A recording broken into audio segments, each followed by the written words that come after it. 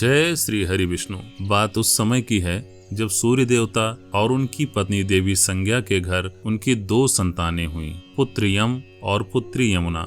दोनों में बहुत गहरा प्यार था। उनका बचपन हंसते खेलते बीता, लेकिन किस्मत को कुछ और ही मंजूर था। समय के साथ यम को एक बहुत बड़ा और कठोर दायित्व मिला। वे मृत्यु के देवता बन गए। उन्हें संसार के कर्मों का हिसाब और न्याय करने के लिए यमपुरी का अधिपति बनाया गया और वे धर्मराज कहलाए। दूसरी ओर उनकी बहन यमुना जीवन देने वाली एक पवित्र नदी के रूप में धरती पर लोगों का कल्याण करने लगी। इस तरह दोनों भाई बहन अपने अपने कर्तव्यों में बंधकर एक दूसरे से दूर हो गए। यमराज यमलोक के स्वामी थे, जहां जाने के नाम से हर कोई कांपता था, और यमुना धरती पर जीवन का प्रतीक बन गई, जिनके पास हर कोई शांति पाने आता था। इतना सब होने के बावजूद यमुना के दिल में अपने भाई के लिए प्यार कभी कम नहीं हुआ। वे अक्सर यमराज को याद करती और उन्हें संदेश भिजवाती, भैया एक बार मेरे घर भोजन करने आओ, मैं अपने हाथों से तुम्हारे लिए खाना बनाना चाहती हूँ।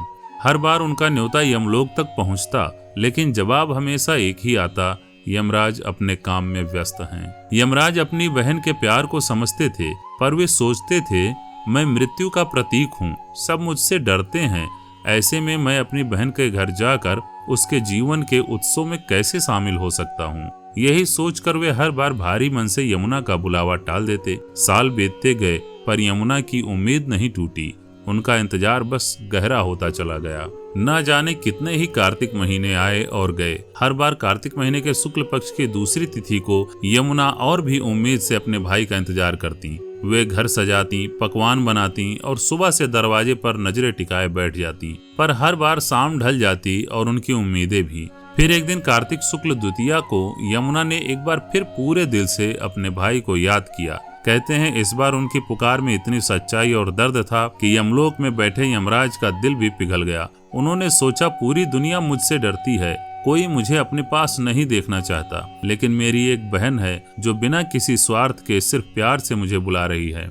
अगर आज मैंने उसके इस सच्चे प्रेम का मान नहीं रखा तो मेरा धर्मराज कहलाना ही बेकार है। यह सोचते हुए यमराज ने अपने दूतों को चलने का आदेश दिया। कुछ कथाओं के अनुसार अपनी बहन से मिलने की खुशी में उन्होंने एक ऐसा काम किया जो पहले कभी नहीं हुआ था। उन्होंने उस दिन एक दिन के लिए नरक के सभी जीवों को उनकी पीड़ा से मुक्त कर दिया था।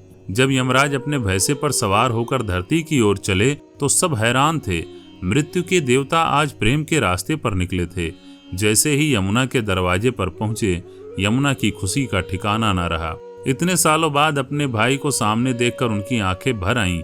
उन्होंने दौड़कर भाई का स्वागत किया, उनके पैर धोए, उन्हें आदर से बिठाया, उनकी आरती उतारी और उनके माथे पर तिलक लगाया। उस दिन यमुना का घर सचमुच धन्य हो गया। यमुना ने अपने भाई के लिए अपने हाथों से कई तरह के पकवान बनाए थे। उन्होंने बहुत प्यार से यमराज को खिलाया। यमराज अपनी बहन का ऐसा प्यार और सम्मान देखकर भावुक हो गए। उन्होंने अपने जीवन में ऐसा निस्वार्थ प्रेम कभी नहीं देखा था। भोजन के बाद जब यमराज जाने लगे तो उन्होंने अपनी बहन का हाथ पकड़कर कहा, यमुने, मैं तुम्हारे इस प्यार से खुश हूँ। मांगो, क्या वरदान मांगना चाहती हो? आज मैं तुम्हारी हर इच्छा पूरी करूंगा। यमुना ने हाथ जोड़कर कहा, भैया आप आ गए, मेरी तो सारी इच्छाएं पूरी हो गईं, मुझे और कुछ नहीं चाहिए। लेकिन यमराज नहीं माने। उन्होंने कहा, नहीं बहन, तुम्हें कुछ तो मांगना ही होगा, यह एक भाई का वचन है। तब यमुना ने जो वरदान मांगा वो सिर्फ अपने लिए नहीं बल्कि दुनिया के सभी भाई बहनों के लिए था। उन्होंने कहा, भैया अगर आप वरदान देना ही चाहते हैं तो मुझे यह वरदान दीजिए कि आप हर साल इसी दिन यानी कार्तिक शुक्ल द्वितीया को मेरे घर भोजन करने आया करेंगे, और मेरी ही तरह जो भी बहन इस दिन अपने भाई का आदर सत्कार करे, उसे तिलक लगाकर अपने हाथों से भोजन कराए। उस भाई को भी कभी आपका डर न हो, उसे अकाल मृत्यु का भय न सताए और उसकी उम्र लंबी हो।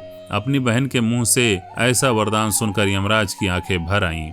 उन्होंने कहा, तथास्तु, आज से यह दिन यम द्वितीया के नाम से जाना जाएगा। जो भाई इस दिन अपनी बहन के घर जाकर प्यार से भोजन करेगा और जो बहन अपने भाई को तिलक करेगी, उन्हें मेरी वजह से कोई भय नहीं रहेगा, उन्हें लंबी आयु मिलेगी। साथ ही उन्होंने यह भी कहा कि जो भाई बहन इस दिन यमुना नदी में स्नान करेंगे, उन्हें यमलोक के कष्टों से मुक्ति मिलेगी। यमराज ने अपनी बहन को कीमती तोहफे दिए और यह वचन देकर यमपुरी लौट आए। उसी दिन से यह त्योहार भैया दूज के नाम से प्रसिद्ध हो गया और हर साल भाई बहन के इस पवित्र रिश्ते का प्रतीक बन गया। अगर यह कहानी आपके दिल तक पहुंची हो तो इसे अपने सभी भाई बहनों के साथ शेयर करें ताकि वे इस पवित्र त्योहार के पीछे की खूबसूरत कथा को जान सकें। और कमेंट में जय यमुना मैया, जय यमराज जी लिखना ना भूलें। आप सभी को भैया दूज की ढेर सारी शुभकामनाएं। मिलते हैं अगली पावन कथा में, तब तक के लिए जय श्री हरि विष्णु।